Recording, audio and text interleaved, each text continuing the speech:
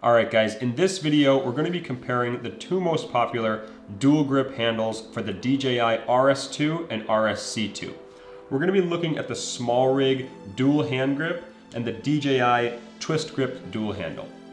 I'm gonna compare them across three categories, starting with price, usability, and size and weight of each. And then I'm gonna wrap up with my thoughts on which one might work best for you based on the cost and your needs for the handle. So first things first is price. The DJI comes in at $139. You can buy it at pretty much any major site that sells gear. B&H Photo has it, Adorama has it. You can buy it directly from DJI.com. But at first I thought I was paying a premium just because it was a DJI brand. I figured what could be the main difference? You know, the SmallRig is $99 and it's $40 cheaper. So I thought, you know, they're probably pretty comparable, and for the $40, why not just go with the cheaper one?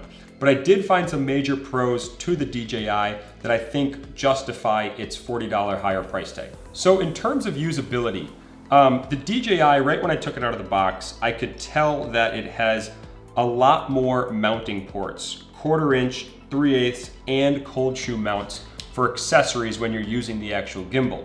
So that means in total, the DJI has 25 1/4 inch 20 threads, 9 3/8 20 threads, and 5 cold shoe mounts.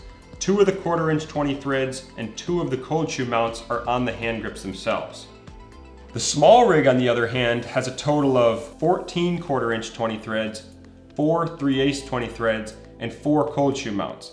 2 of the 1/4 inch 20 threads are on the bottom of the actual hand grips themselves. So for me, when I'm shooting with a dual handle on a gimbal, part of the reason is because I want smoother footage. I like to be able to have my hands a little bit farther apart.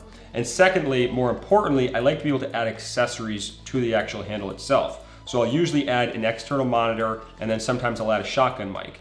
And so for the DJI to have the additional mounting ports, the additional cold shoe mounts, I'm able to add a couple more accessories and also space them out further so that I'm not jammed up on the actual gimbal with the motors hitting the monitor or the motors hitting the mic, which can easily ruin your shot. So to have the extra mounting ports is a huge plus for me. And honestly, it's kind of a game changer in terms of which one I'm gonna be using moving forward.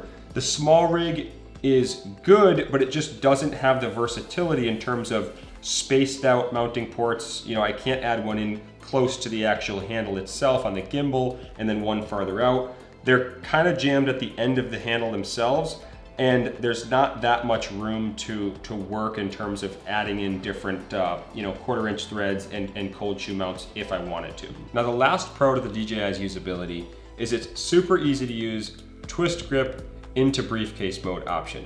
All you do is loosen the clamp, you swing it up, and you're into briefcase mode without having to detach or attach any other arms or hand grips.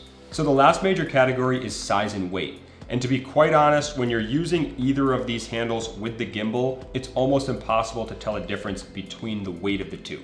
The DJI comes in just under 2 pounds, and the SmallRig comes in just over 1 pound.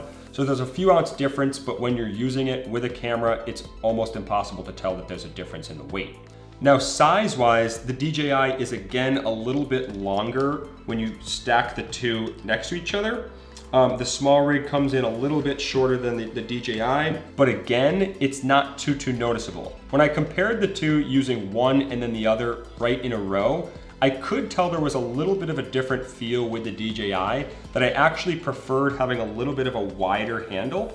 But it wasn't a game changer for me. But what I did like was I have the extra room if I do want the wide handle grip. And again, if you have a 7-inch monitor or you're stacking accessories on the actual handle themselves, the extra inch or so can give you a little bit more space to work with. And then you can obviously loosen these up with the NATO clamps, and you can slide it in if you'd like.